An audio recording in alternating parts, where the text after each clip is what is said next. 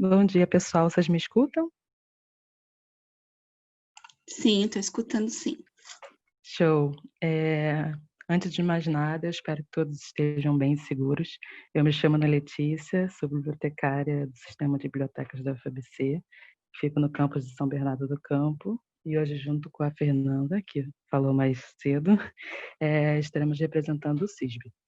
A gente gostaria de reforçar, principalmente, em dizer que a biblioteca está disponível, mesmo que à distância, por conta da paralisação das atividades da universidade. Então, se vocês estiverem precisando, podem entrar em contato com a gente através dos nossos canais de comunicação. Nós vamos estar disponibilizando pelo chat os links do portal da biblioteca, para quem não conhece, dos nossos e-mails para contato, do endereço das nossas redes sociais, a agenda para os próximos treinamentos, então fiquem de olho no chat. Além disso, no final do treinamento, nós vamos disponibilizar pelo chat também um formulário de avaliação, que permitirá que seja possível emitir os certificados. Então, fiquem até o final. De antemão, gostaríamos de agradecer a Aline Silva, da editoria Zevi, pela disponibilidade em ministrar esse treinamento para a nossa comunidade hoje. Obrigada. Pode começar, Aline. Ótimo, muito obrigada, Ana Fernanda, pela parceria, por estarem aqui de moderadoras também comigo. Se vocês quiserem, podem me ajudar nas perguntas, principalmente no que for relativo como acessar aí a partir do CAF, etc. Fiquem completamente à vontade, a casa de vocês, viu? Oi, Ok, pessoal. pode deixar. Tudo bem? Um bom dia. Eu sou a Aline Bastos, analista de capacitações da Elsevier, responsável pelas plataformas Science Direct, Scopus e pelo gestor de referências Mendeley. Hoje, nós vamos ter uma sessão somente dedicada a Scopus e amanhã teremos uma nova sessão, mas aí falando de Science Direct e de Mendeley, tá certo? Me confirmem, por gentileza, aí no chat, se vocês conseguem me escutar, se o áudio tá legal, como é que tá funcionando para vocês. Ótimo, beleza, já me disseram que sim, então estamos aí na mesma sintonia, tá certo? Vou começar então a compartilhar a minha tela com vocês, e aí eu vou confirmar se vocês conseguem ver a minha tela. Eu tô aqui no navegador, no Chrome, e tô na aba com o portal de periódicos da CAPES. Vocês conseguem ver o portal? Maravilha, então tá bom, pessoal, muito obrigada.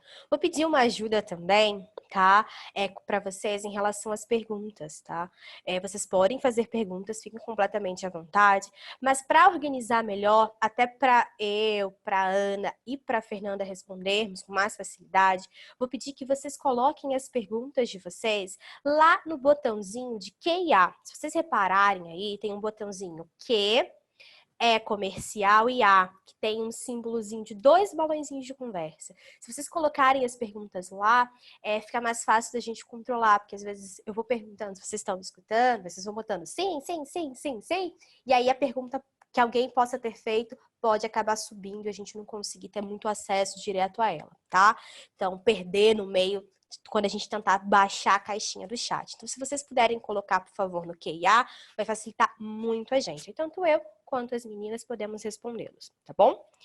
Ótimo, então, pessoal. Para a gente começar, então, eu preparei um materialzinho para a gente brevemente conversar um pouquinho sobre Scopus, tá? Então, a gente vai falar em suma agora o que é Scopus, qual é a quantidade de conteúdo que nós temos indexados em Scopus, o que Scopus faz e algumas questões aí envolvendo perfis em Scopus, tá certo? Depois que a gente terminar essa parte inicial, vamos dizer assim, mais teórica, aí de fato a gente vai para Scopus para efetuar buscas, fazer as recuperações dos nossos resultados e as devidas análises, tá bom? Ótimo, então, pessoal. Quando a gente fala de Scopus, é muito importante que a gente tenha em mente que estamos nos referindo, tá, sobre uma plataforma referencial, ou seja, uma plataforma que vai entregar para a gente aí os resumos e citações de literatura acadêmica científica. No caso dos Scopus, tá? Eu tenho propriedade para falar de Scopus, não conheço, não sou usuária de plataformas referenciais de outros editores, mas no caso de Scopus aqui eu posso afirmar para vocês que todo o conteúdo indexado por Scopus é um conteúdo revisado por pares, tá certo? Quando a gente fala da quantidade de conteúdo indexado em Scopus, a gente toma uma noção de quão grandiosa é essa plataforma. Hoje nós temos aí 78,9 milhões de registros referenciais de documentos indexados em Scopus. Lembrando que Scopus indexa uma grande quantidade de documentos de vários tipos. Em suma, para poder fazer aqui um resumo para vocês, basicamente vocês vão encontrar aí documentos de revistas, de livros e anais de conferência, tá certo? É importante também que vocês saibam que esses 78,9 milhões de documentos, eles não são completamente conteúdo Elsevier. Na realidade, apenas 12% desse conteúdo é de fato publicado pela Elsevier. Os outros 88% são conteúdos, então, publicados por mais de 5.000 editoras. Ou seja, eu vou encontrar indexado em Scopus conteúdo de publicação da Wiley, da Springer, da Emerald. Dei alguns exemplos de outras editoras com as quais a gente sabe que a CAPES, tá, tem acesso a conteúdo de texto completo, porque a CAPES assina esses conteúdos aí com outras editoras, tá bom? Não tem conteúdo assinado em texto completo somente com a Elsevier. Bem, pensando de uma forma simples, tá? Todo documento, ele vai ser escrito por pelo menos um autor, e esse autor vai ser vinculado a pelo menos uma instituição, certo?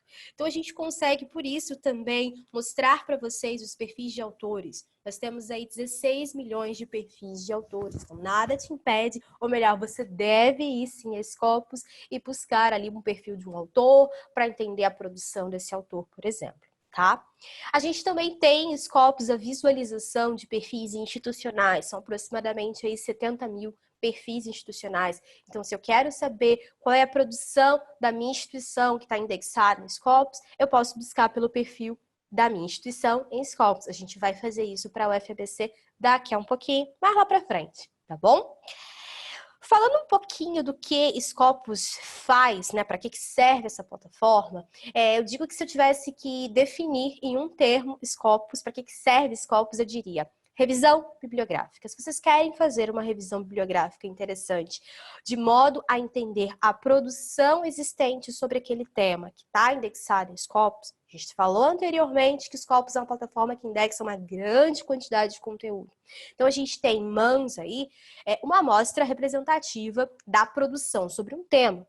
Então, se eu tenho que fazer uma revisão bibliográfica para entender a produção existente por um tema, de um tema específico, é interessante que eu faça as minhas buscas e faça as análises em Scopus, certo? Em suma, de forma bastante simples, a gente tem três atividades básicas aí nesse trabalho com os Scopus. Então, temos a atividade de buscar, quando você chega na plataforma e joga lá a tua estratégia de busca, tá certo? Em seguida, a gente tem a atividade de descobrir, quando você aperta o botão Search para fazer de fato a busca e a plataforma te entrega ali uma quantidade de resultados de documentos de acordo com aquela sua estratégia informada anteriormente. E com o Scopus, a gente tem ali a atividade de analisar. Isso é possível porque Scopus conta com ferramentas de apoio à bibliometria. E aí permite que nós façamos assim um tripé de análises, vamos colocar assim. A gente consegue fazer análises, então, pelas nossas buscas por documentos. Então, se, por exemplo, eu encontrei lá 5.000 documentos, resultados de documentos que falam no título, resumo e palavra-chave, o critério que eu criei, tá aqui na minha cabeça agora, sobre turbinas. Eu vou conseguir fazer a análise desses 5.000 resultados para saber, desses 5.000 resultados, qual é o autor que mais publicou trabalhos, então, dentro desses 5.000 resultados sobre turbinas. Quantos por cento desses 5.000 documentos, então, encontrados são artigos? Quantos por cento são capítulos de livro? Dei aqui alguns exemplos para vocês do que a gente vai encontrar nessa análise, mas não para por aí. Muitos outros pontos, e a gente consegue entender, então, fazer essa análise sob a ótica de vários outros parâmetros, tá bom? A gente vai ver isso com calma na plataforma. A gente também consegue fazer uma análise de um perfil de um autor para entender a produção desse autor, ou seja, quantos por cento do trabalho desse autor X foi publicado nesse título A? Quantos por cento foi publicado no título B? Qual o número de citações mesmo que esse autor recebe ano a ano? A gente consegue responder essas perguntas com Scopus e, inclusive, a gente consegue entender também a produtividade do trabalho desse autor, aí medido, por exemplo, pelo índice H, tá bom? Bem, no terceiro ponto, então, desse tripé, a gente consegue fazer a avaliação de títulos. Então, a gente tem, obviamente, títulos, né, indexados por Scopus, de modo que os documentos publicados nesses títulos são igualmente indexados, tá? Bem, eu consigo fazer a avaliação, então, dessas publicações seriais, tá certo? E aí, além de avaliar título por título, ou seja, eu quero avaliar a reputação, o impacto, como vocês gostam de falar, tá? Do título X. Ah, agora eu quero ver o título Y. Ótimo, eu posso fazer isso separadamente, ou eu posso comparar o título X com o título Y, por exemplo, com o apoio de Scopus, tá certo? Mas, antes da gente efetivamente colocar a mão na massa, eu preciso conversar com vocês sobre um detalhe, tá? Que é referente ao perfil de autor. A gente precisa ter muito cuidado com o nosso perfil, se somos, né, autores, pesquisadores, que publicamos trabalhos e temos perfis em plataformas referenciais. Por quê? Porque a gente tem aí um clássico problema relacionado à autoria, né, de trabalhos, quando a gente identifica só essa autoria em cima do nome. O nome de um perfil em Scopus, para um autor, é dado em cima do nome, tá? Que vai vir lá no registro referencial dos documentos publicados por esse autor.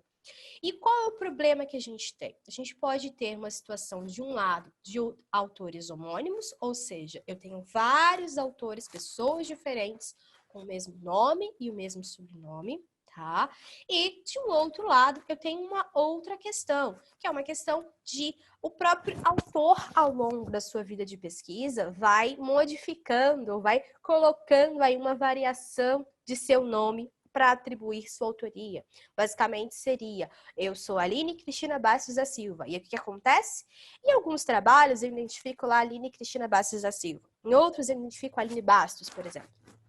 A plataforma entenderia o seguinte, são duas pessoas diferentes, nomes diferentes, na verdade, então vamos criar dois perfis diferentes. E aí eu tenho, nesse segundo caso aí de autor publicando com vários formatos de nome distintos, o meu trabalho sendo colocado, podendo ser colocado em vários perfis meus, o meu trabalho sendo dividido. Parte do meu trabalho sob o nome Aline Cristina Bastos da Silva e uma outra parte sobre Aline Bastos. Isso é problemático, tá? E do outro lado, na questão dos homônimos, se eu tenho um autor que tem o mesmo nome e sobrenome que o meu, eu corro um risco, sim, de que alguma publicação, algum documento meu possa ser atribuído erroneamente ao perfil desse outro autor. Por esse motivo, a gente precisa ter um certo cuidado em, primeiramente, identificar, então, os nossos trabalhos, a autoria nossa nos nossos trabalhos, um pouquinho além de pelo nome, tá? Então, há necessidade muito grande que os autores criem uma identificação numérica digital, como o ORCID, por exemplo, que a gente vai falar daqui a pouquinho, que ele tem uma conexão com os Scopus, de modo que a gente consiga identificar um pouco além do nome, identifique também aquele autor pela uma numeração. É basicamente o que a gente faz no mundo civil, né? No mundo civil a gente identifica pessoas pelo nome, pelo RG, pelo CPF, então entendam, por exemplo, o ORCID como um CPF, tá? Do autor. Beleza? Então, é muito importante que, além de atribuir na sua publicação, autor, o seu nome, dando a sua autoria e o seu ORCID, que esse ORCID seja associado ao seu perfil, no caso aqui de autor em Scopus, tá bom? E outra coisa, além do ORCID, é que é muito importante, autor, que você, de maneira contínua, tá? Ou melhor, de maneira periódica, faça uma revisão no seu perfil, de modo a ver, olha, eu sei quais são todos os meus documentos publicados em títulos que o Scopus indexa. Então, vamos lá ver. Todos esses meus trabalhos estão, de fato, listados no meu perfil? Porque, se não estão, a gente precisa fazer trazer, vamos colocar assim, esse trabalho para o seu perfil, porque é muito complicado e tem um impacto negativo o fato de uma publicação de sua autoria não estar listada no seu perfil. Então, para isso, autor, revise continuamente o seu perfil e evite de colocar essa responsabilidade para outras pessoas, porque eu sempre penso o seguinte, autor, ninguém melhor que você para saber quais são os seus trabalhos de sua autoria, publicados em quais títulos e quais desses títulos seriam, por exemplo, indexados em Scopus, tá? Mas se for atribuir isso a outra pessoa, que atribua a uma pessoa que conheça a sua produção, tá bom? De qualquer forma, se for necessário operar qualquer modificação nesse perfil, qualquer atualização, a gente tem a possibilidade de, por aqui no próprio perfil, fazer essa solicitação a essa equipe de conteúdo de Scopus, tá? Que alimenta a plataforma, através da opção Edit Author Profile. Então, o autor iria entrar em Scopus, acessar Scopus, buscar o seu perfil e depois, quando encontrasse o seu perfil, entrasse aqui no perfil como nesse exemplo que eu estou, ele poderia pedir para editar esse perfil, de modo a fazer as devidas correções e solicitar que a equipe de conteúdo Scopus avalie e, de fato, faça esses efeitos aparecerem no perfil. E em relação ao ORCID, sim, o autor já tem o ORCID? Maravilha, metade do caminho já está andado. Então, acesse Scopus, entre no seu perfil e clique aqui no cantinho, no Connect to ORCID, para associar o seu ORCID ao seu perfil. Ah, Aline, mas eu ainda não tenho ORCID. Não tem problema. Você pode, por aqui também, no Connect to ORCID, conectar, fazer a criação aí desse perfil ORCID, tá bom? Se tiver qualquer dúvida em relação a ORCID, tá? Eu indico que fale com as meninas, com a Ana Letícia, com a Fernanda, o pessoal da biblioteca, elas são experts tops e vão saber informar um pouco melhor para vocês, tá bom? Bem, quero falar com vocês que nesse passeio por Scopus a gente vai encontrar uma série de métricas pelo meio do caminho, tá? E eu coloquei nesse material algumas delas só para ilustrar a nossa conversa. A gente vai falar de cada uma quando esbarrarmos nelas na plataforma, tá bom? Bem, falei um pouquinho, né? Dei uma iniciação falando que a gente conseguia avaliar os títulos, né? Para entender a reputação, o impacto, eu sei que vocês gostam dessa palavra, de um título. Em Scopus, a gente consegue fazer essa avaliação por meio de 3 métricas. Então, a gente tem o Site Score, a métrica Simago Journal Rank e a métrica SNP. Se vocês repararem aí, eu tenho em cada caixinha como que é calculada cada uma dessas métricas, tá? Esse material vai ficar disponibilizado para vocês, tá bom? Depois eu conto para vocês como é que vai ser. Bem, a gente tem aqui uma métrica chamada Site Score, que se vocês repararem, já estava mencionada no slide anterior. Bem, o Site Score é a métrica tradicional de Scopus. Quando a gente fala métrica tradicional, eu quero dizer uma métrica que vai medir, então, a reputação, o impacto de um título, tá? Então, a gente tem Site Score como essa métrica oficial de Scopus para fazer essa medição da reputação e do impacto de um título. Como que é calculado o Site Score? É muito fácil, tá? Então, o que a gente vai fazer? Vamos pegar aqui, abraçar, adotar um título. Quero descobrir o Site Score do título Applied Energy. É um título da Elsevier, uma revista, tá? Ótimo. O que a gente vai fazer? Qual é o ano que você quer o Site Score? Ah, eu quero do Applied Energy em 2019. 10. Então, a gente vai pegar o número de citações recebidos pelos documentos da Applied Energy em 2019 e vamos dividir pela quantidade de documentos publicados pela Applied Energy nos 3 anos anteriores a 2019, tá? Vamos pegar, então, essa informação. Vocês aí da UFABC, muita gente ligada à exata, vocês são bons de conta, então a gente vai colocar numa fraçãozinha. Vamos fazer essa divisão e aí o que a gente vai ter? Vamos ter o resultado do Site Score de 2019 da Applied Energy, tá?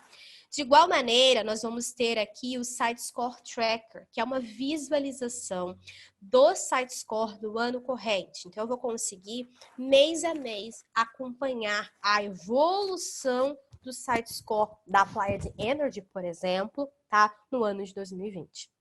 Quando a gente for para a plataforma, vocês vão reparar o seguinte, tá?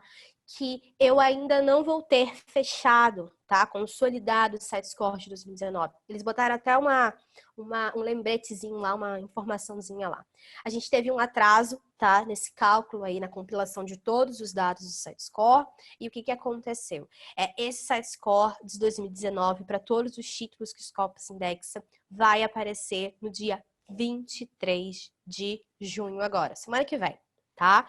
E aí, quando a gente fechar o SiteScore de 2019, vai estar disponível para vocês consultarem, obviamente, e vocês vão conseguir começar a visualizar o SiteScore Tracker de 2020. Quando a gente chegar nessa parte de novo lá na frente, eu vou repetir isso, tá bom? Bem, nesse meu material, vocês vão encontrar as redes sociais do Elsevier, tá? Elsevier LAS, geralmente me perguntam por que é LAS. LAS significa América Latina Sul, que é a região que atende vocês, tá bom? Então, se vocês quiserem acompanhar, às vezes, um tutorial, quiser saber um pouquinho, qualquer funcionalidade nova que foi agregada em alguma solução, ou acompanhar as nossas lives, tendo um monte de live nesse período aí de isolamento social, eu indico que vocês sigam as nossas redes, tá? E, de igual maneira, no meu material sempre vai ter o meu contato, os meus 2 contatos de e-mail, tá bom? Bem, no final eu vou repetir os meus contatos de e-mail, fiquem tranquilos, não precisa correr para anotar agora, tá bom? Bem, vamos lá então. Então vamos de fato colocar essa mão na massa. Deixa eu só minimizar aqui essa apresentação e vamos conversar um pouquinho então sobre acesso, tá? Scopus é uma plataforma assinada pela CAPES, ou seja, o que a gente vai precisar? A gente vai precisar, nesse momento de que a gente está em casa, não está com acesso lá na UFABC, de um acesso remoto, tá? Quando vocês voltarem lá para a UFABC, vida normal, espero que seja em breve, o que vocês vão poder fazer? Vão poder sentar lá no laboratório, que já tive no laboratório de vocês, vão poder utilizar da rede da UFABC e fazer o seguinte: acessar normalmente a Scopus. Pode chegar lá no navegador e digitar www.scopus.com. Por quê? Porque a faixa de IP institucional vai estar aí, está, melhor dizendo, cadastrada junto ao Elsevier e junto à CAPES. Então, quando vocês estão fazendo uso dessa faixa de IP, pelo uso lá na UFABC, a gente reconhece aquele IP, tá? E é dado o acesso. Nesse momento, então, de isolamento social, isso não está se aplicando, então a gente vai para o outro ponto, que é o ponto do acesso remoto. Algumas instituições oferecem um modelo de acesso remoto próprio, tá? Não são todas, mas algumas oferecem VPN e ou podem oferecer um proxy. Eu tô falando isso aqui primeiro porque eu não sei se é o caso da UFABC, as meninas vão poder dizer para vocês se sim ou não, e também porque eu sei, às vezes olhando a lista de parte de inscritos, eu vejo que eu tenho usuários de outras instituições participando, por exemplo, no treinamento da UFABC. É por isso que eu, nessa parte, abro um pouco mais, tá? Mas, se a sua instituição te oferece uma VPN ou um proxy para fazer o acesso remoto, basta você fazer a configuração, então, e, de igual maneira, vir para o navegador, digitar lá www.scopus.com e da sua casa você vai conseguir acessar. O mais comum é que as instituições tenham um acesso remoto da própria CAPES, que se chama CAF, tá? E aí, para fazer essa autenticação do CAF, vocês vão ter que vir no portal de periódicos da CAPES, tá? Então, coloca no teu navegador www.periodicos.capes.gov.br. Vai chegar na página do portal, que eu imagino que vocês conheçam, né? E vão clicar aqui na opção Acesso CAF, tá certo? E aí tá logo em cima, ó, Acesso CAF. Vocês vão clicar em Acesso CAF. Vai abrir para vocês daqui a pouquinho uma caixinha. Vamos ver aqui. Nessa caixinha, vocês vão colocar a sigla, o nome da instituição de vocês. Já coloquei aqui. O FABC, então, Fundação Universidade Federal do ABC. Vocês vão selecionar essa opçãozinha, né? E vão clicar em enviar. E aí, vocês vão ver que daqui a pouco vai aparecer uma outra página onde vocês vão colocar as informações para essa autenticação CAF, tá? Vão ser informações que vão poder permitir com que a CAPES consiga identificá-los como usuários afiliados ao FABC. E aí vocês vão fazer o seguinte, vão colocar aqui um usuário e uma senha, que provavelmente as meninas já devem estar falando para vocês o que deve ser colocado aí nesse usuário e senha, tá bom? Colocadas essas informações, vocês vão poder dar login, tá? E aí, automaticamente, vocês vão voltar para o início da página do portal de periódicos da CAPES. Só o que vai acontecer? Quando vocês voltarem automaticamente, eu voltei manualmente, porque eu não tenho CAF, tá? Vocês vão ver que abaixo do nome Portal de Periódicos CAPES vai estar escrito acesso por, e no caso de vocês vai estar Universidade Federal do ABC, tá? Isso identifica, mostra para vocês que foi tudo certo com a autenticação CAF, e aí vocês vão ter que passar por uma segunda etapa. Quando a gente está fazendo o acesso por meio do CAF, a gente precisa buscar a plataforma aqui a partir do próprio portal da CAPES, tá? Então, o que vocês iriam fazer? Vocês vão descer um pouquinho, vão encontrar aqui do lado esquerdo uma seção de busca e vai selecionar a subopção buscar base. Então, vocês vão clicar então em buscar base. E então, vai abrir uma caixinha que vocês vão digitar o nome da plataforma que vocês desejam, tá? Então, no nosso caso aqui seria Scopus. Só um pouquinho, porque a internet não tá pensando.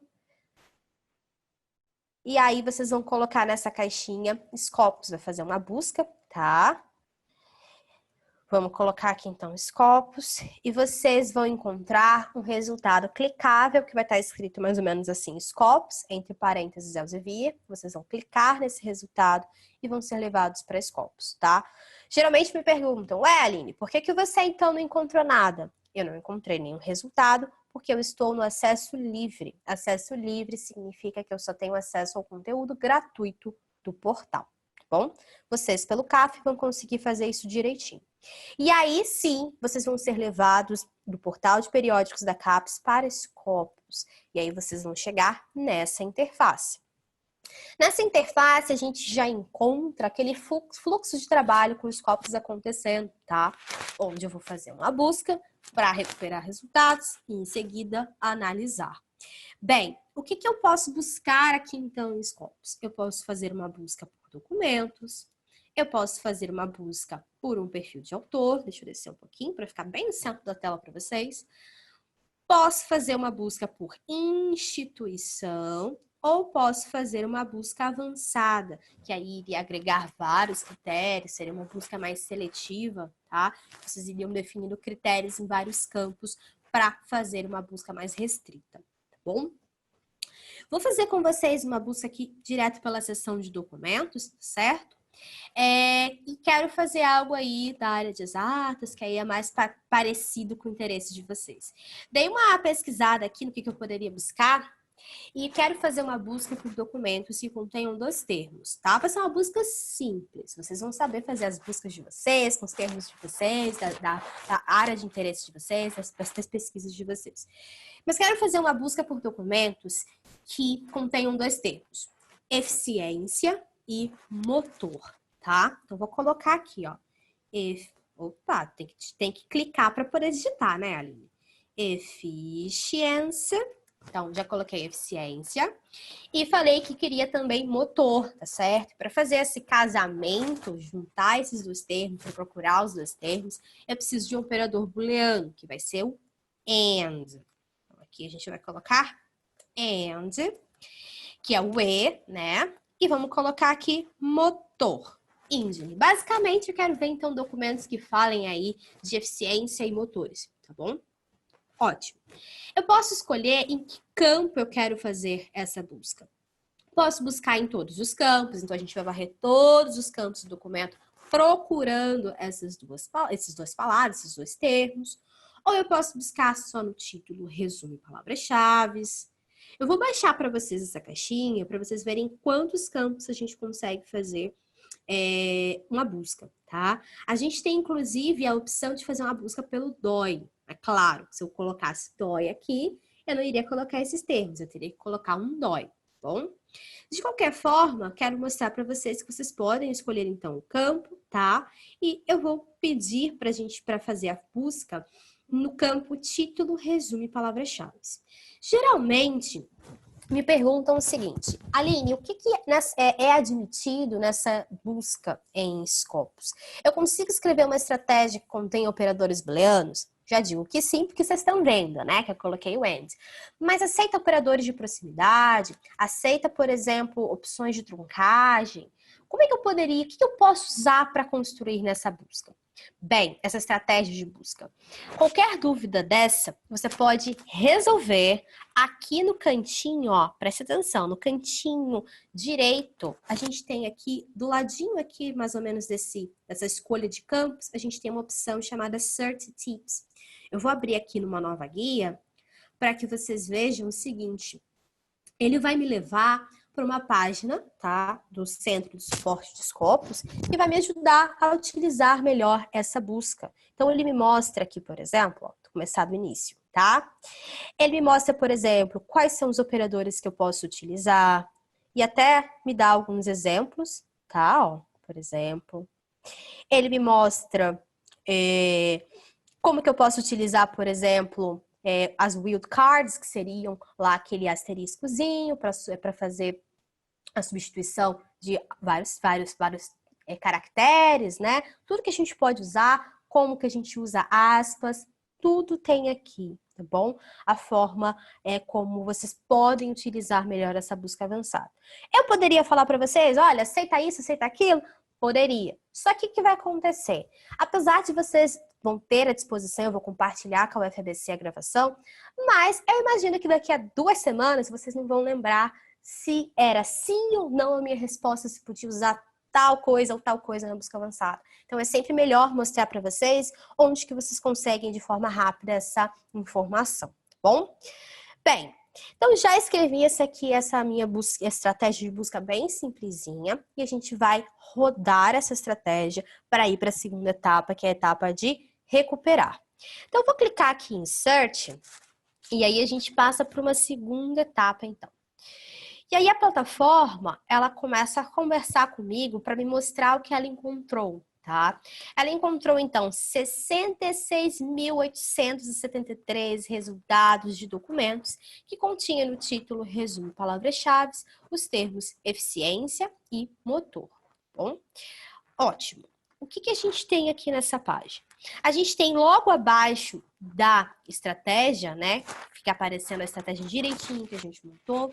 A gente tem a possibilidade de editar essa busca. Então, depois que eu rodei a busca, Aline, eu pensei um pouco melhor e eu queria ter agregado algum outro termo. Ou melhor, desisti, quero fazer uma outra busca, mas quero conservar um pedacinho dessa aqui. Eu posso clicar no Edit. E aí eu volto lá para o início da busca, é mantido o que eu escrevi, tá? E eu posso fazer alterações, posso acrescentar um outro pedaço ou apagar uma parte, tá? A gente tem aqui também a opção de salvar essa estratégia de busca e de criar alertas. Criar alertas, daqui a pouco eu falo melhor de salvar.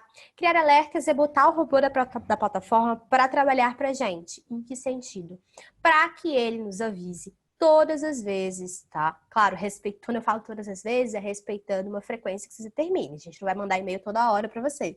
Mas se você pedir para criar um alerta semanal, toda semana nós vamos te enviar e-mail se novos documentos forem indexados em Scopus que estejam aí de acordo com a estratégia de busca que você definiu, bom? A questão de salvar essa estratégia é uma possibilidade que você tem para rodar essa estratégia de maneira periódica. Então, em vez de eu chegar aqui na plataforma hoje, rodar essa estratégia que a gente escreveu e anotar num papelzinho, olha, 66.833. Daqui a um mês, eu voltar na plataforma, encontrar um resultado maior e fazer a subtração para saber o que foi indexado, então, de novo, dentro desse período de hoje, um mês, eu posso salvar essa busca, tá? Lembrando que, vou mostrar para vocês como é que funciona para rodar uma busca já salva. Mas o que a gente tem aqui? Para salvar buscas e para criar alertas, eu indico que vocês tenham muita atenção, que precisa estar com um login feito. Eu só consigo salvar as minhas buscas e criar criar alerta quando eu estou com um login feito. Que login é esse, Aline? Se vocês repararem, no cantinho lá superior direito, tem uma bolinha escrita lá assim, AB. Não é em minha homenagem, viu, pessoal? É o meu login, tá bom? Quando vocês entrarem na plataforma, vocês muito provavelmente vão encontrar lá, então, dois botõezinhos. Um botão de criação de conta e um botão para fazer login, tá bom? Lá nesse login, eu cliquei e coloquei as minhas credenciais de login Scopus, que no meu caso, a minha senha, o e-mail e minha senha da Eusevia. E vocês, o que vocês vão colocar, tá? Vocês vão utilizar esse login. Se você já tem, por exemplo, uma conta para uso do Mendeley, você não precisa fazer nada. Só chega em Scopus e faz o login com o mesmo e-mail e mesma senha do Mendeley. Ah, eu já tenho um login Science Direct, Aline. 10. Pega, então, aquele e-mail e senha que você faz login em Science Direct e você faz o login aqui em Scopus, tá? É uma conta única de login para todas as soluções. Que você pode, obviamente, criar essa conta, se você ainda não tem, com teu e-mail pessoal ou teu e-mail institucional, tá bom? Lembrando que essa opção de criar conta e fazer login não está relacionado ao acesso. Já falei para vocês anteriormente que o acesso é dado ou pela faixa de IP institucional ou por um acesso remoto. Essa opção de criação de conta para fazer esse login serve exatamente para alguns benefícios, como salvar buscas e criar alertas, tá bom? Aqui, quando eu clico no meu login, eu vi que tem uma perguntinha para mim daqui a pouquinho, e as meninas já foram super rápidas e já responderam. Beleza. Quando eu clico aqui na minha bolinha ali com o meu AB, aparece para mim, então, aqui as informações, meu nome desse login. Opa, saí. E tem algumas opções. Se vocês separarem, eu tenho a opção buscas salvas, saved searches. Quando eu clico aqui, ó, vou abrir uma nova guia, eu vou encontrar todas as buscas, estratégias de buscas que um dia eu fiz o quê? Salvei. E beleza. O que a gente vai ter aqui, por exemplo? Eu tenho aqui essa busca do dia 28. Eu tenho essa busca aqui, uma busca, inclusive, da área de vocês, de exatas aí, pessoal da engenharia que se interessa. Fiz uma busca, dei esse nomezinho de ENG, e a estratégia de busca que eu fiz foi essa aqui, ó. Tá bom? E lá no dia 28 de maio, eu rodei essa busca pela última vez. O que aconteceu? Eu rodei essa estratégia pela última vez. E eu encontrei 283 documentos, 283 resultados. Se eu quiser ver do que tem de novo indexado em Scopus, que está de acordo com essa estratégia de busca, que foi indexado, então, de 28 de maio, depois dessa minha estratégia, até hoje, o que eu faço? Eu clico aqui na data do dia que eu, pela última vez, rodei essa estratégia. Então, quando eu clico aqui, o que acontece? Eu vou ver se novos documentos surgiram. E a gente vai encontrar aqui que de lá daquele dia, tá? Dia 28 de maio até hoje, nós temos 6 novos documentos aqui, tá bom? E aí aparece a listinha com os resultados, tá bom? 10. Vamos voltar então aqui na página de resultados para mostrar para vocês que quando eu chego nessa página de resultados, eu tenho no centro, portanto, os documentos, tá? A listagem dos documentos. E do lado esquerdo, eu tenho as opções de refino, tá? Então, aqui, eu tenho, nessas opções de refino, a possibilidade de fazer uma filtragem, tá? Nessa busca, por várias categorias, tá bom? Eu posso, claro, já colocá-la na busca, fazer uma busca avançada e fazer vários critérios em vários campos, por exemplo. Eu quero documentos que tenham lá no título, resumo e palavras-chave, os termos eficiência e motor, mas que tenham sido publicados de 2010 para frente. Ótimo, você pode fazer isso. Mas nada te impede de fazer uma busca mais simples, como eu fiz com vocês, e vir aqui filtrando. Marca lá, então. Era de 2010 para frente, né? Então, a gente iria marcar aqui, por exemplo. Tô perdida nas datas, pessoal. 2010, 11, 12, 13 e assim por diante, até quando a gente quisesse. E não pode esquecer de clicar no botão Limit To para de fato fazer essa filtragem, tá? Geralmente o que eu encontro são usuários que marcam as caixinhas e ficam esperando e não acontece a filtragem. Por que que não acontece? Porque eles não clicaram no Limit To, tá bom? Para de fato fazer essa filtragem acontecer. Eu vou baixar um pouquinho, eu vou ficar quietinha para que vocês consigam olhar para esse lado esquerdo da seção de filtragem e ver por tantas categorias que a gente tem a possibilidade de filtrar, tá bom? Mas eu tô aqui. Ó, dá uma olhada.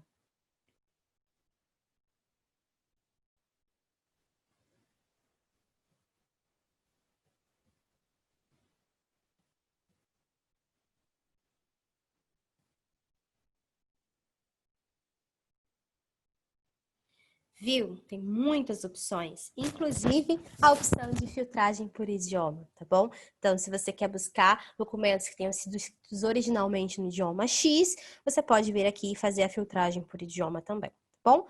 Eu não quero fazer nenhuma filtragem, porque eu quero trabalhar exatamente com essa quantidade de resultados total que a gente encontrou. De repente, faz a análise ficar mais rica, mais interessante para vocês, tá bom? Mas nada impede de vocês fazerem a filtragem de acordo com as necessidades de vocês, certo? Bem, na página de resultados, então, a gente tem propriamente os resultados e vocês têm aqui duas opções. Geralmente, patentes vocês levam de boa, patente a patente, vocês sabem, mas cria-se uma certa confusão em relação a documentos secundários. Ou melhor, o que é um documento secundário? Então, vamos lá. Pensa comigo o seguinte, tá vendo esse documento aqui, 2 dessa listagem? Tá bom? Esse documento, ele tá aqui na abinha de documentos. Isso por quê? Porque ele é um documento indexado por Scopus, certo? Só tem um detalhe. Esse documento aqui, para a construção dele, certo? Foi utilizado um embasamento teórico, onde esses autores aqui utilizaram outros trabalhos como suporte. E esses outros trabalhos, esses autores identificaram as referências, certo? Só que nas referências desse trabalho aqui, nós podemos ter trabalhos que também tenham sido indexados em Scopus ou trabalhos que não são indexados em Scopus. Esses trabalhos não indexados em Scopus, que estão na lista desse documento aqui, a gente pode encontrar nos documentos secundários, tá? Então, quando você clicar em documentos secundários, você vai saber que são aqui documentos que estavam aí nas referências de trabalhos indexados em Scopus, mas eles próprios aqui, ó, não são indexados, ok? E a gente tem a opção de visualização de resultados de patentes, tá certo? Ou seja, a gente tem aqui, tá, a possibilidade de visualizar as patentes correspondentes aí com a nossa estratégia de busca, perfeito? E nada impede de vocês entrarem aqui, clicarem no título da patente e ver as informações referentes a ela, bom? O nosso caminho vai ser pelos documentos, tá? Onde a gente vai conseguir fazer aquelas análises que eu comentei com vocês. Mas a questão é a seguinte, que para os documentos listados aqui, a gente vai ter embaixo deles a opção de visualização do resumo, tá? Então, a gente tem o resumo do documento e fica marcadinho no resumo onde foi encontrado os termos da nossa estratégia. E do ladinho da opção de resumo, vocês vão reparar que eu tenho um botãozinho, que para vocês, acessando pelo CAF, vai estar escrito CAPS BR, tá? E nós temos aqui uma opção chamada View at Publisher. Na realidade, elas levam no mesmo lugar.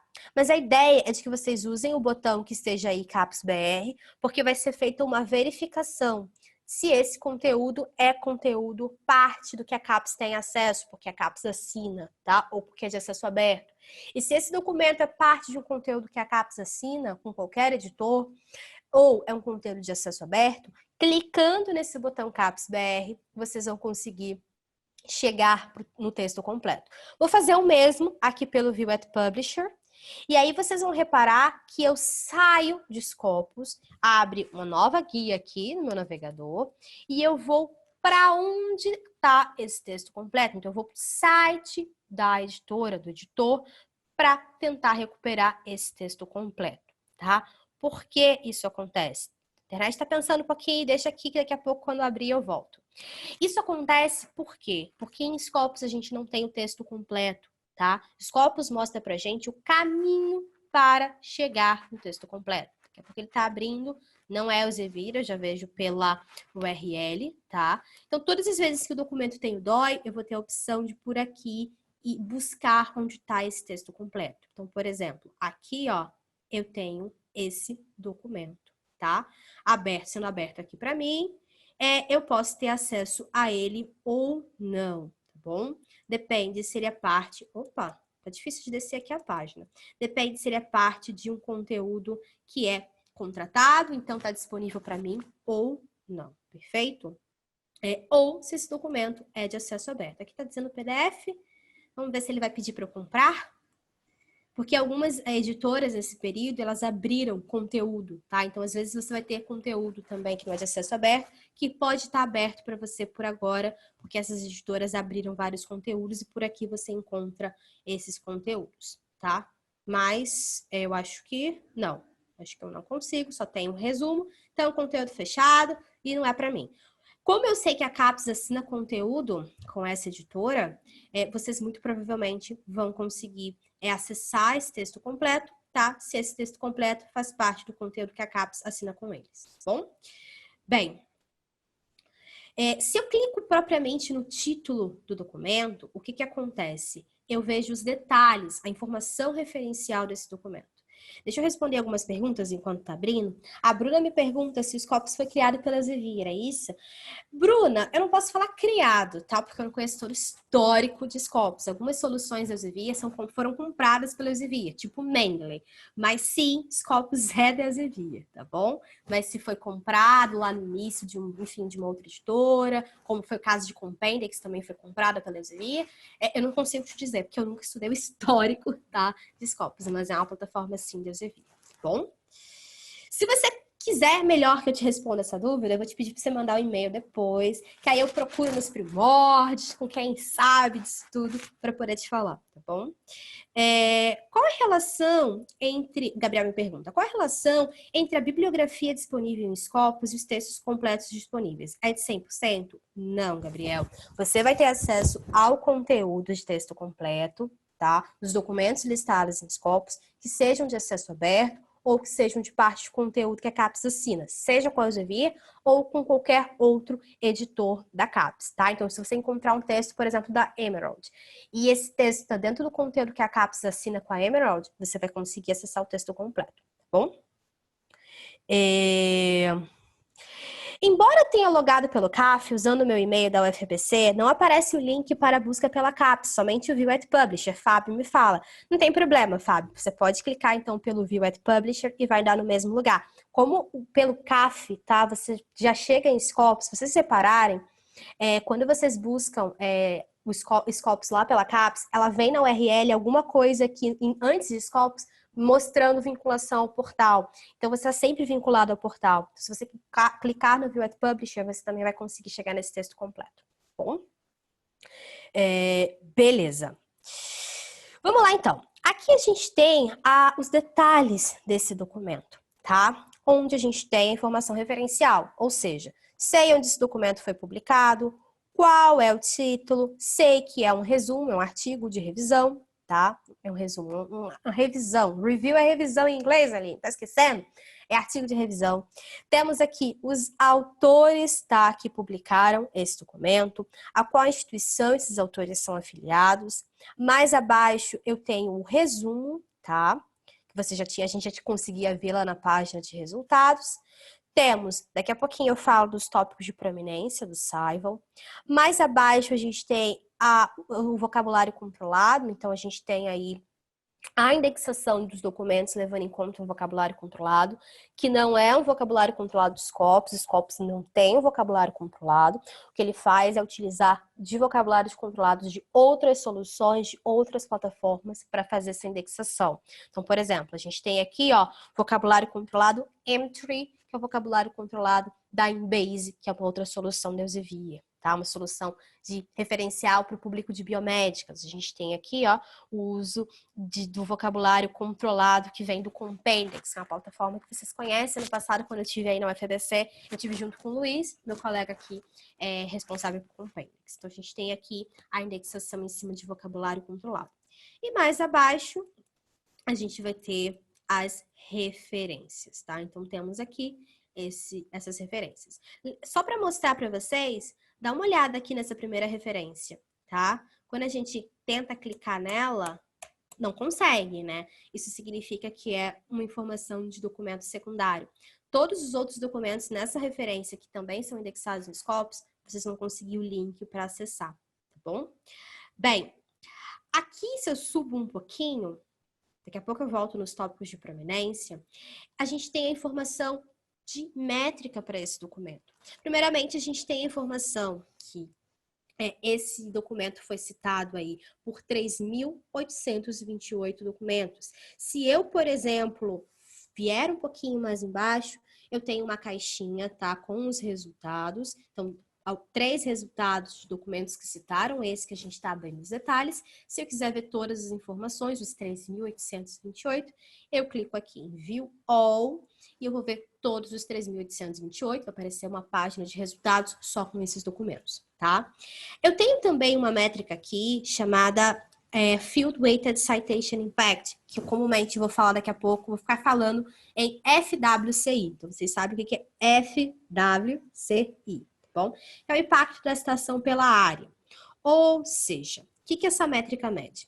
Ela mede o quão bem citado é esse documento aqui em comparação com o que era esperado de citação para esse documento, por ele ser um documento dessa área aqui, tá? Da área de química, vamos colocar assim.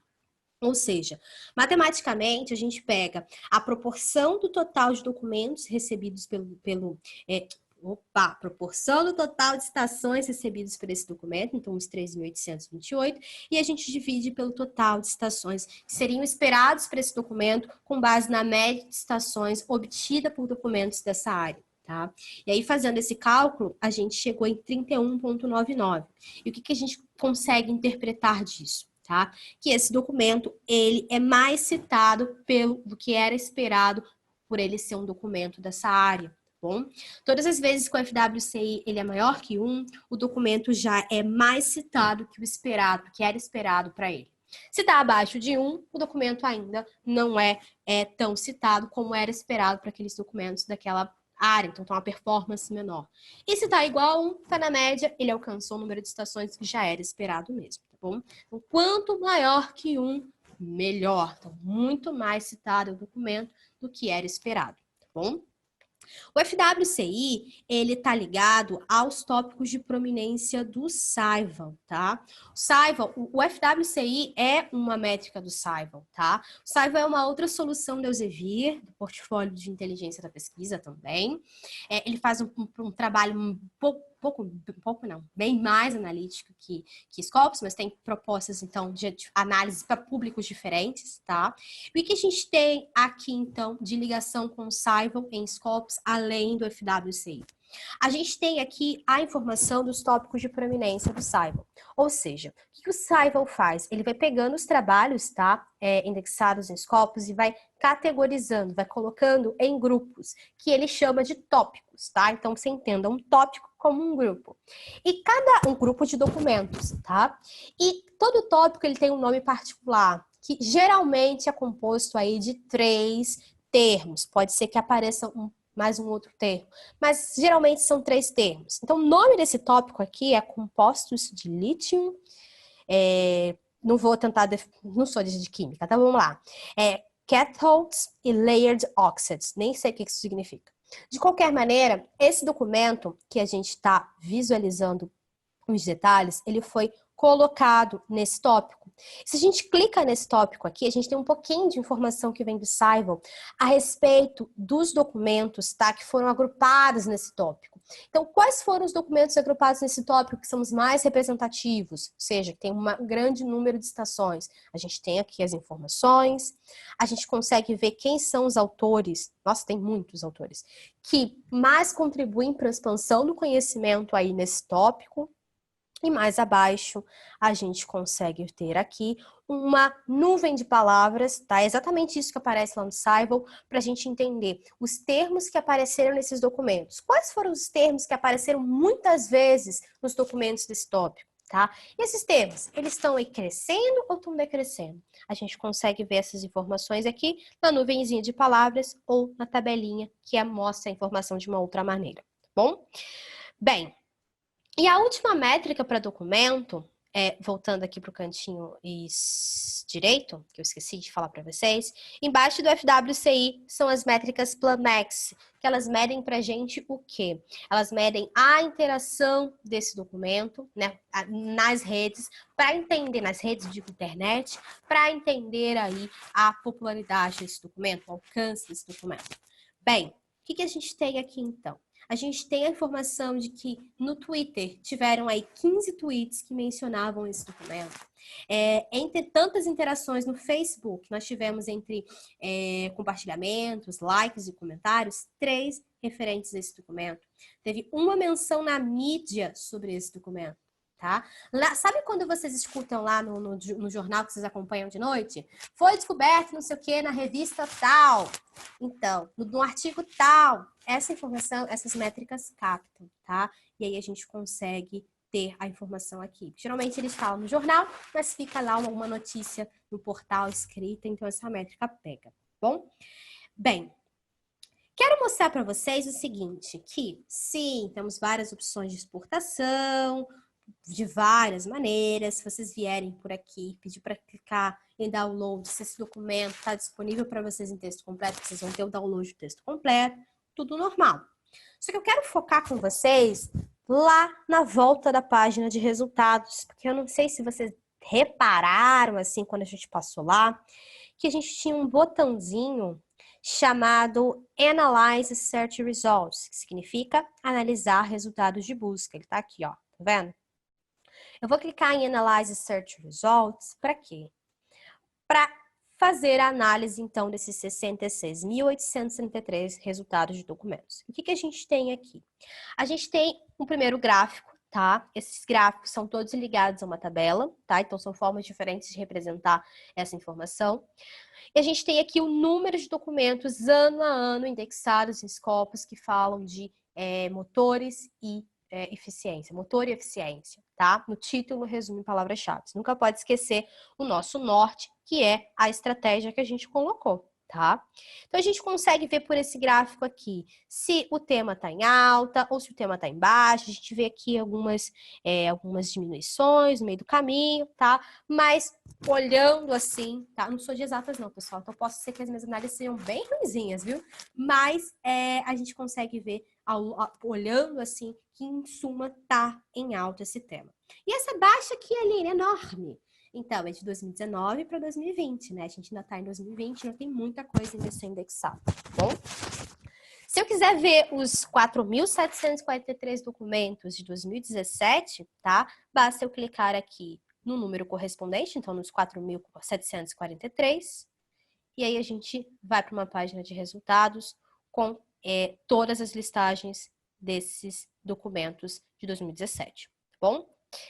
A gente consegue ter aqui também a informação desse gráfico muito interessante que mostra para a gente, em suma, ano a ano, onde esses documentos estão sendo publicados. Então, antes de vocês ficarem indo em um monte de plataformas de texto completo, procurando documento, onde tem publicação, acho muito válido que vocês deem uma acessada em Scopus, joga a sua estratégia de busca para você ver onde tem documento que fale aí de motor e eficiência, por exemplo, no nosso caso.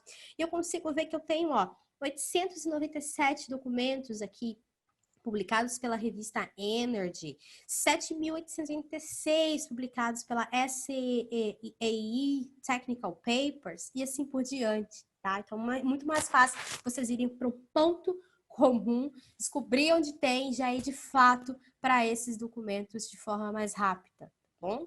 Poupa o tempo de vocês, torna mais eficiente. A gente consegue ver aqui quem é o autor que tem a maior quantidade de documentos indexados em Scopus que falem aí de motor e eficiência. Então, a gente tem aqui o Anon. E se eu tiver curiosidade para ver o perfil desse autor, basta eu clicar aqui no nomezinho dele na tabelinha, abrir uma outra guia. A gente vai, daqui a pouco, eu vou poder mostrar para vocês o perfil dele, tá?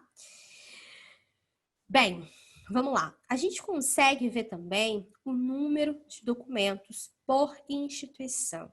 Cuidado com esse gráfico. Por quê?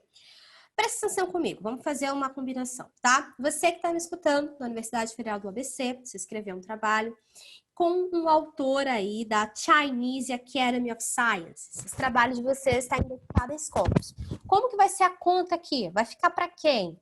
Vai ficar para as duas instituições. O mesmo documento de vocês vai contar para a Chinese Academy of Sciences e o mesmo documento vai contar lá uma vez para a Universidade Federal do ABC, tá bom? Então, o que eu consigo saber desse gráfico? Que essa Tianjin University, tá? Nós temos 758 documentos, onde nós temos um ou mais autores que se colocaram aí como afiliados a essa instituição. Então, eu sei que nessa instituição a gente tem um monte de autor que pesquisa e publica sobre essa temática, tá bom? De igual maneira, cuidado com o gráfico de documentos, por favor, porque é a mesma ideia do gráfico de instituição. Por exemplo, vamos lá, mesmo exemplo, você da Universidade Federal do ABC escreve um trabalho com um autor de uma universidade lá, sei lá, na Bélgica, ok?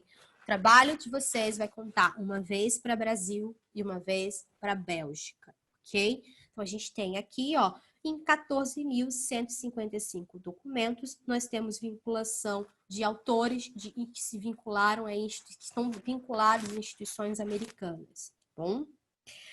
Bem, a gente consegue ver aqui também a informação da quantidade de documentos por tipo de documento. Então, eu sei que 48,6% ou 32.495 documentos são artigos. Então, se eu estou buscando aí por documentos sobre eficiência motor, eu já sei que eu vou encontrar muito artigo e muito papel de conferência. Eu vou encontrar aqui um pouquinho de revisão e, por exemplo, de conference review de conferência, eu vou encontrar menos, tá bom? Eu consigo ver aqui também, é muito legal essas análises, eu consigo ver aqui também a porcentagem desses documentos por área, levando em conta o título onde foi publicado. Por exemplo, esses trabalhos aí de engenharia e eficiência, eles foram publicados em títulos de que área? Foram publicados em títulos de engenharia, em títulos de energia, em títulos de ciência da computação, tá bom? E a gente consegue ver aqui, ó, o número de documentos por instituição de fomento. Então, quais são ou quais foram as instituições que mais estão dando financiamento aí para pesquisas, falam de eficiência de motor, tá? Claro que eu tô falando de uma estratégia que foi muito aberta, tá? Vocês iriam colocar mais requisitos, como a gente falou anteriormente, mas, em suma, quem dá fomento aí para pesquisas sobre eficiência em motor é a National Nature Science Foundation of China, tá? A gente encontrou 2.659 documentos, onde nós tínhamos financiamento dessa instituição, tá bom? Não se assustem se vocês encontrarem, descerem um pouquinho aqui nessa tabelinha e encontrarem alguma, ó, tem a CAPES, em 105 documentos, mas encontrarem, por exemplo, assim, ó, Ford Motor Company, sim, é a Ford, dando aí fomento em 95 documentos. A gente tem a informação tanto de instituições corporativas, né, privadas, instituições governamentais, enfim, tá bom? A gente tem aqui a possibilidade de fazer uma visualização de todos esses gráficos por meio de um recorte, tá? Então, por exemplo, se eu preciso analisar, então, com base em 5 anos, eu posso vir aqui, ó, tá 1840. 1840 é quando a gente teve o primeiro documento publicado, tá? Que tinha no título, resumo e palavras-chave, falando lá os termos motor e eficiência, esse documento é indexado em Scopus. A gente pode abrir, então, essa caixinha e marcar lá 2015. Deixa eu descer. 2015, para fazer 2015 a 2020, 5 anos, tá? Beleza. Nada me impede de mudar aqui também, tá bom? Eu vou clicar em Analyze. E o que vai acontecer? Todos os gráficos, eles vão mudar para me mostrar informação dentro desse período, tá? Então, aqui, ó, fica muito claro quando eu mostro para vocês o gráfico de número de documentos ano a ano e que eu mostro o gráfico de número de documentos por autor. Vocês lembram que o autor, quando a gente considerava o período todo, que tinha mais documentos indexados em Scopus, se chamava Anon? Tá aqui, ó. O perfil dele, inclusive abril, tá aqui. Nossa, 73 mil documentos. Mas, aqui nos últimos 5 anos, ele nem aparece, porque nos últimos 5 anos ele não é um dos autores que mais está, pelo menos um dos 10 primeiros que estão mais publicando aí sobre essa temática. Pode ser que ele tenha até falecido ou se aposentado, tá bom? Bem, ótimo. Todos os dados desse gráfico vocês podem exportar, tá? Então, vocês podem vir aqui em exportar. Quero os dados desse gráfico de documentos por autor. Pode exportar aí para o arquivo CSV, para abrir no Excel, fazer os estudos de vocês. Ou pode exportar aqui esse gráfico para uma pasta zipada. Aí você vai ter o gráfico em vários, a imagem mesmo desse gráfico, em vários formatos, JPEG, PNG, PDF, tá bom? E a gente terminou esse percurso de busca, recuperação e análise de documentos. O que a gente vai fazer agora é trabalhar com o perfil de autor, só que eu quero fazer um pouquinho diferente, tá? Eu lembro que quando eu fui na UFABC no ano passado, acho que foi em agosto ou outubro, não sei, agora tô em dúvida, eu fiz uma busca por um perfil de um autor. Eu não sei se foi um perfil de um autor da instituição, se foi um aleatório, mas a busca que eu fiz foi vindo aqui na página inicial de Scopus, selecionando authors e preenchendo essas informações. Hoje eu quero fazer um pouco diferente, quero fazer ao contrário. Como? Eu vou daqui a pouco buscar o perfil institucional da UFABC, vou mostrar para vocês um pouquinho da produção da instituição e de lá eu vou pegar e vou clicar no número total de autores e vai abrir para mim a listagem de perfis de autores que se identificam afiliados ao UFABC e eu vou fazer o quê? Clicar no perfil desse autor, de um autor desse, para poder fazer esse trabalho, tá? Bem, aqui, de qualquer maneira, eu posso buscar um perfil de um autor. Como? Tenho que dar obrigatoriamente o sobrenome do autor. Então, isso não pode deixar de dar. Então, boto o sobrenome do autor e posso complementar, então. Quanto mais informação eu der, como o primeiro nome, a instituição que esse autor é afiliado, mais fácil para eu poder conseguir encontrar esse perfil. Não ter tantos, assim, resultados, ter que ficar fazendo filtragem e tal. Vocês vão ver que se eu buscar por João Silva, eu vou encontrar um pouquinho mais que 900 perfis, tá bom? Ou eu não coloco nada aqui em nome e sobrenome e posso buscar pelo ORCID. Lembrando que esse autor precisa ter o ORCID e o ORCID precisa estar associado ao seu perfil, tá bom? Mas se eu buscar aqui Silva João, eu não vou entrar de fato num perfil desses autores, mas só para mostrar para vocês que eu vou recuperar uma página de resultados, tá? E aí eu vou ter vários autores onde ele tem o primeiro nome João, tá? Um dos primeiros nomes João e um sobrenome Silva, tá bom? E aí eu clicaria no perfil e pronto, entraria nesse perfil, tá bom? Como eu disse para vocês, eu vou fazer um pouco diferente. Aí eu vou clicar em Search e vou vir aqui em só um pouquinho. Em Affiliations, em instituições. E aqui eu vou digitar UFABC, ok? E aparece Universidade Federal do ABC. Eu vou clicar aqui nesse resultado. E aí eu entro no perfil de vocês. Enquanto entra, eu vou responder as perguntas, tá? Os Scopus tem alguma área prioritária de atuação, como a Compendex, que tenha voltada para engenharia?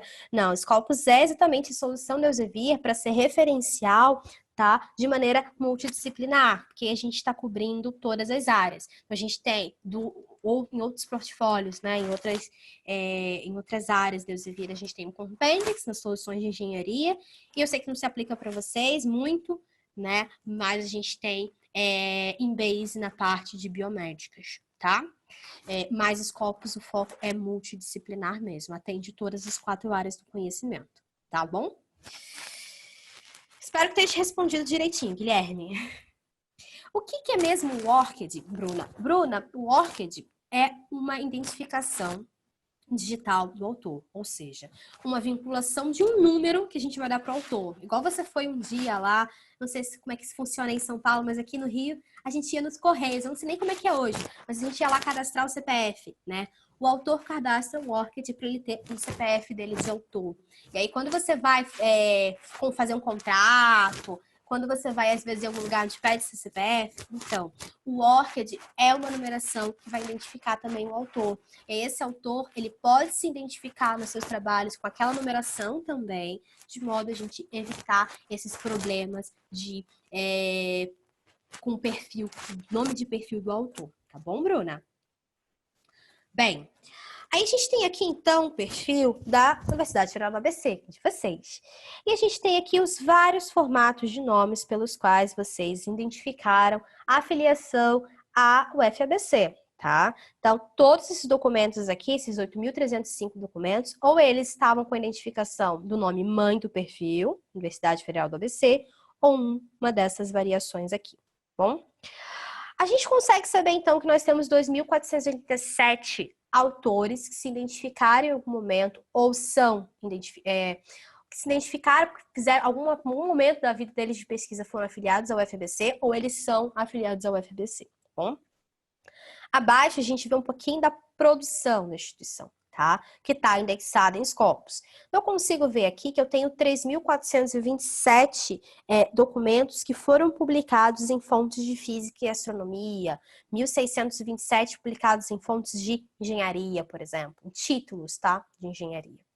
Aqui a gente tem agora para todas as instituições brasileiras, né, a colocação da afiliação de hierarquia, que é desde o Ministério da Educação a todas as instituições. A gente tem aqui os documentos com autores brasileiros, 593.892 documentos, né? Para toda a instituição, 593.852 documentos. E se a gente for descendo, a gente vai ter aqui, olha, vocês em algum ponto. Vai ficar marcado, ó. Universidade Federal do ABC e a produção de vocês, tá bom? Tem algumas instituições que têm mudança, olha só. Por exemplo, Uberlândia, Universidade Federal de Uberlândia. Por que tem dois números diferentes, Aline? Porque esse 13.820 conta os documentos de toda a instituição. E contando o nome da instituição, Universidade Federal de Uberlândia, e todas as instituições que estão na hierarquia da UFU. Então, se a gente baixa aqui um pouquinho, a gente vai ver que está contando 3 documentos de forma separada para a Faculdade de Medicina, tá bom? Bem, a gente consegue, então, ver aqui também as instituições de colaboração.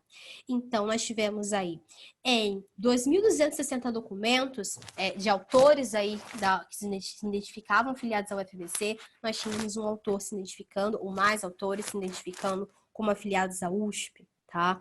Nós tínhamos autores aqui que se identificavam nesses documentos como afiliados ao CBPF, tá bom? Centro Brasileiro de Pesquisas Físicas, aqui no Rio. E a gente consegue ter aqui a informação do número de documentos por fonte, tá? Então, onde esses trabalhos que a UFABC publica, que estão indexados nos Scopus, foram de fato publicados. Então, aqui a gente teve 231 documentos publicados na Physical Review Letters, tá?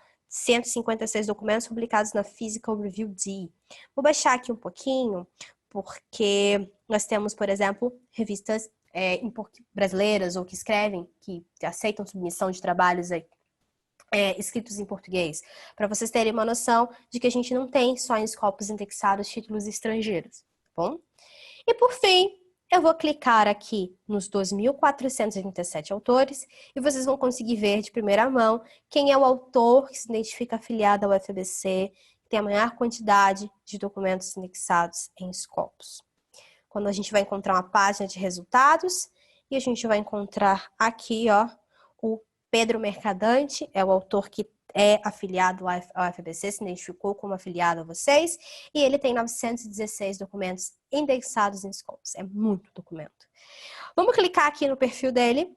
Ele pediu que o perfil, nome mãe do perfil dele fosse p.g.mercadante, mas a gente tem aqui as outras variações de nome, tá? Onde ele declara a autoria dele. As fontes, os títulos nos quais ele publica, então ele publica em títulos de física e astronomia, de engenharia, de matemática. E a gente consegue ver aqui também se ele é afiliado a outras instituições. Aqui, pelo que eu vejo, por enquanto, deixa eu ver se vai rodar. Mas ele é só afiliado à Universidade Federal do ABC mesmo. A gente tem outros autores que podem ser afiliados a outras instituições ao mesmo tempo, tá? A gente tem, então, aqui um pouquinho da informação resumida do perfil dele em relação ao número de citações, são 50.093 citações para esse autor, índice H96, a gente vai conversar um pouquinho melhor daqui a pouco sobre isso. E quero mostrar aqui abaixo para vocês a listagem dos documentos desse autor. Então, a gente tem aqui, para cada documento dele, a informação de título, ele e os outros autores, tá? A gente tem aqui a informação de ano, onde foi publicado e o número de citações recebidas. O mesmo a gente vai ter sempre para os documentos que citaram os trabalhos desse autor Pedro Mercadante, tá? Então, tem também título, autores, ano, onde foi publicado e o número de citações. A gente tem informação aqui de 13.264 coautores, ou seja, em 833 trabalhos do Pedro Mercadante, nós encontramos o autor Andrew W. Askew como coautor, a Emanuela Barberis como coautora também de 883 trabalhos do Pedro Mercadante, tá? Bem, a gente tem aqui a possibilidade de visualização de tópicos. Vocês lembram? Opa, desculpa, desci demais. Lembram do FWCI? Lembram dos tópicos de prominência do Saivon? Então, dá uma olhada. A gente pegou aqui para fazer uma comparação do tópico. A gente vai fazer um FWCI do tópico.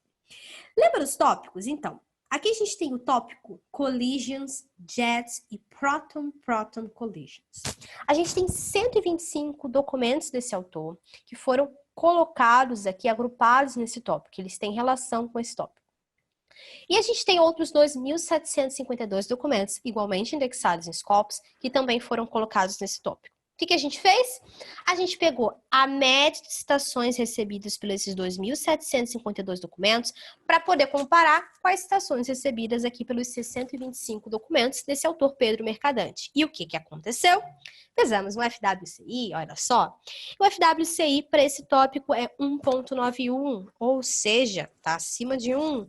Ou seja, esses 125 documentos desse autor são bem mais citados que os outros documentos também colocados nesse tópico, tá? Aqui, 1.91 você pode entender como 91% mais citados que os outros documentos aqui também colocados nesse tópico. Vocês vão ver que vai mudar a performance de tópico para tópico, tá?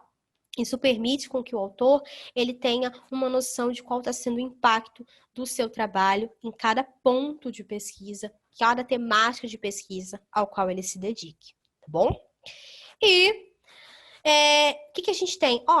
Atualizou aqui, ele é afiliado a outras instituições também, a Unesp, desde 94 até 2019. Bem, essa informação 2019 é porque esse autor ainda não publicou em 2020, eu acho. Tá? Acho que a gente só tinha aqui, 2019. E aí, quando ele publicar um novo trabalho, tá vendo?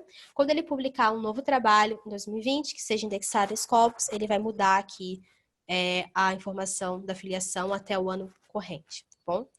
Se eu sou esse autor, Pedro Mercadante, preciso modificar alguma informação no meu perfil, eu posso vir aqui na opção do lado direito, chamada Edit Author Profile. E se eu precisar, como eu acho que ele deveria fazer isso, é conectar o ORCID dele aqui no perfil dele, tá bom? Por aqui, isso pode ser feito. Se a gente quer ver um pouquinho mais analítico esse perfil desse autor, a gente vai entrar aqui na caixinha de documentos do autor e vamos clicar em Analyze Author Output. E aí a gente vê a produção desse autor, tá? A análise da produção desse autor. A gente consegue ver aqui que 22,8% do trabalho desse autor foi publicado nessa revista Physics Letters Section B, Nuclear Elementary Particle and High Energy Physics. Enorme o nome. A gente consegue ver aqui que 97,4% do que esse autor publica são artigos. Mais uma vez, lá no perfil a gente conseguia ver isso também, logo na página inicial do perfil. A gente consegue ver o número de documentos ano a ano indexados em Scopus de autoria desse autor, tá? E a gente consegue ver aí que 89,3% do que ele publica, tá? É publicado em títulos, em revistas, em livros, em conferências, enfim, de física e astronomia, tá bom? A gente consegue ver de novo a informação de coautores, se queremos, tá bom?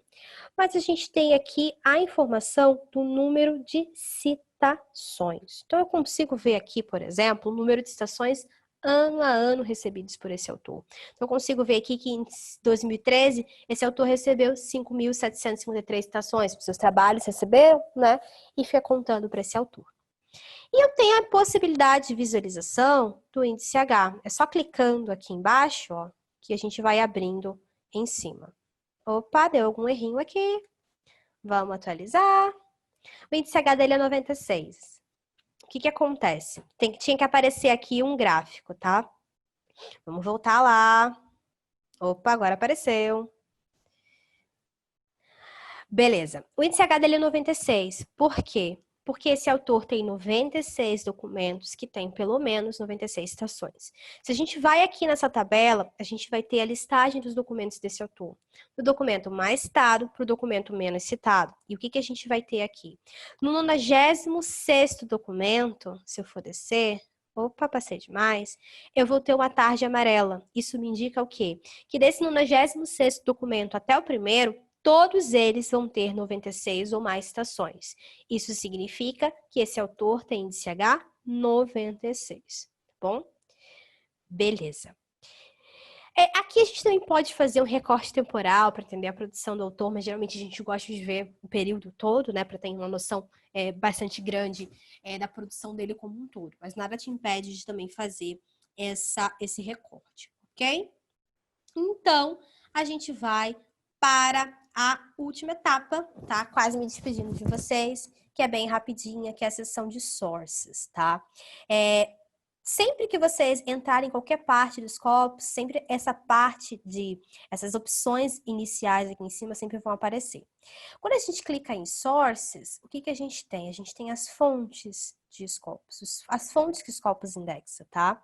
E aqui a gente vai ter as 41.154 resultados de fontes, que, claro, vocês podem ver essa listagem já por meio de um filtro. Então, posso filtrar aqui por quartil e tal. Se eu quero, por exemplo, só ver as fontes que são revistas, eu consigo fazer essa filtragem. De qualquer forma, para cada título, o que a gente vai ter? A gente vai ter o site score, vai ter o site score sendo explicado. Eu falei para vocês que ainda é o de 2018, né? Dia 23 vai estar aparecendo de 2019. O site score vai sempre estar explicado, então o site score desse título é 160.19, porque foram 20.154 citações, tá? Divididas em 2018, divididos por 126 documentos publicados entre 2015 e 2017, que são os 3 anos anteriores a 2018. 67% do que foi publicado por essa revista, é uma revista, tá? SSCA Cancer Journal for Clinicians. 77% que foi publicado por ela em 2018 foi citado. Temos as métricas SNP, Simago Journal Rank, tá? Que, sendo muito sincera, de cabeça eu não lembro a composição da conta, mas tá lá no meu material, vai estar disponível para vocês, tá? Sempre vai estar aqui, ó. Tá bom? Então, vamos lá. É a média do número de citações ponderadas recebidas num ano, dividido pela quantidade de documentos publicados nos 3 últimos anos, é o Simago Journal Rank, e o SNP é o número de citações da publicação por documento, dividido pelo potencial de citação na sua área. Pronto, tá ali. Sempre vai estar para consulta de vocês. E sei que quem publica esse título é a Wiley, tá? Inclusive, curiosamente, por enquanto, né, a gente não tem o site score de 2019 para saber se alguém bateu essa revista, mas esse é o título que tem o maior site score em Scopus. Eu posso buscar por títulos, tá? De modo que eu encontro títulos de uma área, que publiquem em uma área, ou encontre títulos pelo nome. Quero dar um nome aqui, ó, sei lá, Applied Energy. Eu posso digitar aqui o nome do título para recuperar, tá bom? Posso buscar pelo editor, ou seja, quero ver todos os títulos de publicação da Elsevier. Eu digito aqui, ó, e boto Elsevier, tá? E aí você vai dar o apply aqui e vai ter esses resultados. Ou posso buscar pelo ISSN. Vou buscar com vocês por área, porque aí, né, fica mais atrativo para vocês. Vou buscar por títulos que publiquem em engenharia mecânica, tá? Então, vou colocar aqui, ó, mechanical, e vai aparecer a opção engenharia mecânica. Nada me impede de ir baixando nessa caixinha, procurando a macroárea engenharia e selecionar, tá bom? Mas aqui eu vou colocar Mech e já vou marcar Mechanical Engineering e vou dar Apply. Ele vai me mostrar todos os títulos que publique em engenharia mecânica, tá? Ou que publique também em engenharia mecânica, por exemplo. Olha, mas esse aqui, ó, Nature Materials, tá? Química geral. Sim, mas publica também em engenharia mecânica, por isso que foi recuperado, tá bom? Se eu clicar aqui no título, eu vou visualizar os detalhes desse título. Então, eu sei desde quando esse título é coberto em Scopus, quem é o editor, que publica em quais áreas, tá bom? Então, publica aqui também engenharia mecânica, mecânica dos materiais. Eu tenho as métricas, mais uma vez, aparecendo. O site score, de novo, como eu disse para vocês, no dia 23 vai estar disponível o site score de 2019. E a gente tem o Site Score Tracker, tá? Que é aquela evolução do Site Score no ano corrente. Quando a gente fechar 2019, no dia 23, vai aparecer o Site Score Tracker de 2020. E aqui a gente consegue ver também um ranking desse título, tá? Por categoria, de acordo com o Site Score. Então, a gente sabe que esse é o melhor título de 353 títulos para mecânica dos materiais, o melhor título de 533 que publicam em engenharia mecânica e o segundo melhor título de 438 que publicam em ciência dos materiais de maneira generalizada, tá bom? Como que a gente faz, que é o último ponto, para comparar esse título com outros títulos? Muito fácil. A gente vai subir um pouquinho. Vocês vão olhar aqui, ó, tá vendo essa caixinha de mensagem que a equipe de Scopus deixou para vocês? Do ladinho tem uma opção chamada Compare Sources. E a gente vai clicar em Compare Sources. Então, a gente vai ter aqui, ó, toda a informação desse título, Material Science Engineering R Reports. A gente vai ter nos gráficos, tá tudo azulzinho, tá vendo? Basta a gente encontrar os outros títulos. Que a gente pode encontrar dando nome propriamente, ou dando ISSN, ou dando o editor, tá bom? Vou buscar pelo título, eu não sou de exatas, não sei quais serão os melhores títulos para comparar com esses, mas vou mostrar para vocês como é que é o procedimento. Vocês vão fazer, claro, uma análise com mais tempo, para ver quais são os títulos correspondentes, e vão fazer a busca. Mas eu vi que lá naquela lista tinha Nature Materials, então vou digitar aqui Nature Materials, para achar aquela revista. Vou colocar aqui, ó, vou selecionar essas duas que apareceram, tá? E aí a gente seleciona marcando a caixinha, tá? Do lado do nome do título. E a gente consegue comparar pelo Site Score, tá bom? Ué, Aline, por que a Nature Reviews Materials Site Score só começa em 2017? Porque ela foi indexada recentemente. O título só ganha Site Score, tá? Um ano depois da indexação dele, perfeito? A gente tem aqui, ó, a informação do Simago Journal Rank. Então, a gente consegue saber quem tem o maior Simago Journal Rank, quem tem a maior métrica SNP. Consigo mostrar para vocês quais esses títulos que têm o maior número de citações. Então, aqui a Nature Materials, olha só, muito disparado, recebe muita citação ano a ano aqui, nos trabalhos dela. Mas por que essa Nature Materials não é a que tem o maior site score? Vou te mostrar. Ela publica muito. Esse é o problema dela. Problema dela, entre aspas, tá, pessoal? Ela publica muito. Então, a gente acaba tendo uma compensação. Vocês de exatas sabem isso muito bem, né? Entendem bem as particularidades aí. Mas compensa o site score porque ela tem um número de citações muito altos, mas aí é dividido por uma grande quantidade de documentos. A gente tem um site score diminuído, bom? Então, a gente consegue ver que a Nature Materials é quem mais publica desde 2002, comparando com as demais. A gente vê aqui a comparação pelo percentual de não citados ano a ano, tá? Então, eu consigo ver aqui, por exemplo, em 2019, com o que a gente já tem de informação, a Nature Reviews Material, ela teve 37,5% dos documentos dela publicados nesse ano não sendo citados. E aqui a gente tem também o percentual de artigos de revisão ano a ano. Qual é o título que mais publica artigos de revisão compilados aí do conhecimento? A gente tem aqui a Material Science and Engineering R Reports, que é a revista da Elsevier, que em 2018 publicou 100% do que foi publicado foram artigos de revisão, tá bom? E aí, então, era isso que eu tinha para mostrar para vocês. Eu espero que eu tenha ajudado muito vocês a conhecer um pouco melhor Scopus, que vocês empoderem a pesquisa de vocês com essa plataforma que é muito fabulosa. Eu vi que eu tenho 3 perguntinhas, eu vou responder, tá? A Bruna me pergunta, para pesquisar pelo DOI, como que ela direciona a busca? Bruna, seria assim, ó.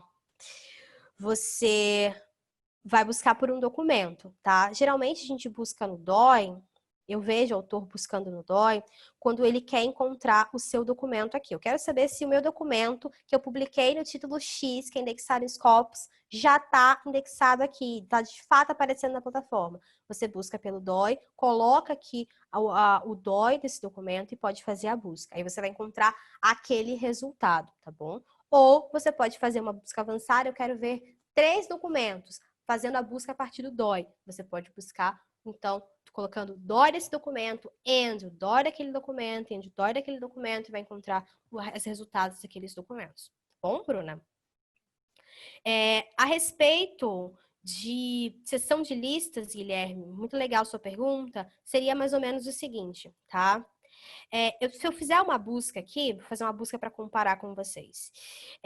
Por documentos, então, que tem aqui no título, resumo em palavras-chave, o termo turbine, de turbina. O que vai acontecer? Eu tenho 239.564 resultados de documentos. Vamos supor que eu vou selecionar alguns documentos que eu quero trabalhar, que não vão ser essa quantidade total. Vamos supor que eu vou pegar 10 documentos aqui. Vou pegar aleatoriamente, tá? Então, eu vou filtrar aqui, ó. Vou marcar os 10 que eu quero. Tô marcando aqui porque é mais simples para mim, tá? Tá bom, vou marcar 5. Pronto. Finge que eu marquei os 10. Eu vou marcar os documentos que eu quero e posso salvar uma lista. Quando eu marco aqui, acendo a caixinha dos documentos, aparece a opção de exportar todos esses documentos. E temos aqui, ó, a opção de salvar para uma lista. E o que acontece quando eu salvo para uma lista? Eu dou um nome para essa lista. Vou colocar aqui de Turbine, porque eu quero. E eu vou ficar com essa lista salva. O que acontece? Quando eu for no meu login, na opção de listas salvas, eu vou ter a possibilidade de clicar aqui em Turbine, que é a lista que eu salvei, e só fazer análise daqueles 5 resultados, por exemplo, se eu quiser. Eu quero fazer a análise desses 5 resultados. Eu posso clicar aqui, ó, recuperei da lista, né? E eu posso fazer análise só desses 5 resultados, se eu quiser. Aí tudo aquilo que a gente viu, a gente vê só para aqueles 5 resultados, tá bom? Para isso que serve uma listinha, certo, Guilherme? O acesso ao material, como é que vai acontecer, tá? Jadir, que Marcel também está me perguntando. Eu vou fazer o seguinte, a gente vai criar um evento numa plataforma nossa aqui, chamada Research Academy. E aí, eu vou mandar para vocês por meio de um e-mail automático do Zoom, tá? Até amanhã ou até segunda-feira, tá? Desse prazo. Esse link aqui que eu estou acessando e um código. Você vai colocar esse código aqui e vai clicar em Submit. E vai aparecer uma paginazinha, tá? Com o nome Scopus para o FABC. E aqui embaixo, mais ou menos, nessa altura aqui que eu estou circulando com o meu mouse, vai ter o arquivo, que é esse que eu usei aqui, tá? Em formato PDF para vocês baixarem. E aqui, naquele e-mail, mesmo e-mail que eu vou te mandar esse código, eu vou te mandar o link, tá? E a senha para acesso à gravação. Bom, de qualquer forma, eu vou compartilhar com a UFABC também, para que eles possam colocar nos portais deles, etc. Tá? Bruna me pergunta, é possível comparar o desempenho de uma instituição com a de outra? Isso é possível fazer pelo Saival, tá, Bruna? Essa informação só lá no Saival. A gente consegue comparar uma instituição com a outra lá, tá bom? Então, pessoal, muito obrigada pela participação de vocês. Ana Letícia, Fernanda, obrigada pela ajuda toda, que foi um chat que foi maravilhosa, assim, é muito bom contar com o apoio de vocês, tá? Podem falar com o pessoal, pode fazer as considerações de vocês, tá? A casa é de vocês. Obrigada, Aline, foi ótima a sua apresentação. Eu só gostaria de reforçar que a gente vai estar disponibilizando pelo chat agora o formulário de avaliação do treinamento, onde vai ser possível emitir os certificados para os participantes. Então, por favor, responda o formulário. E é isso. Muito obrigada a todos. Até o próximo treinamento. Obrigada, gente. Foi muito bacana. Eu já conhecia um pouco da Scopus, mas eu acho que agregou muito. Obrigada, viu, Aline? E o pessoal aí também participando, foi muito legal. Nada, meninas, é um super prazer. Eu vou esperar vocês amanhã, tá? Para Science Direct Mainly. Não esquece de clicar aí na avaliação do treinamento, tá? Para o pessoal da UFABC saber também se o treinamento foi bom, foi ruim. E também, brincando, para vocês conseguirem o certificado de vocês, tá bom? De qualquer forma, eu vou parar nossa gravação oficialmente daqui a pouquinho e vou deixar aqui na tela exposto, tá? Eu sei que vocês vão receber, mas se vocês quiserem já tem os meus contatos para vocês já falarem comigo se vocês precisarem, tá bom, pessoal? Muito obrigada, até a próxima, até amanhã, então, né? E tchau, tchau.